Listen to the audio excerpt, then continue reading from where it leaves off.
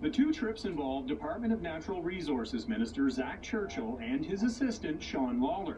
The first trip involved christening the Nova Star ferry. The second, 4 days later, was for Nova Scotia Week in Boston.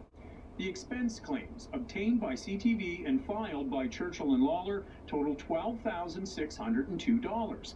But the claims show they spent $8,730 just on flights. We asked the Premier if he thought that was too much money. I haven't seen the expenses. It would be a good question for the minister. I'm as frustrated by Air Canada prices as the next person, but we are in a position where we took last-minute flights to get down there and grab these promotional opportunities.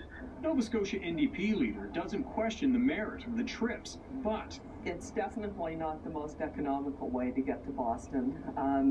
There are fares that are significantly cheaper than that. We looked into what a last-minute trip from Halifax to Boston return would cost if we left tomorrow and returned on Monday. Now, in fairness to the minister, if we flew non-stop Air Canada, it would be $1,728. However, if you flew U.S. Airways with one stop of just over an hour in Philadelphia, it would only be $808. And there's the question as to why Churchill, the MLA for Yarmouth, flew at all on the second trip when the Nova Star was available.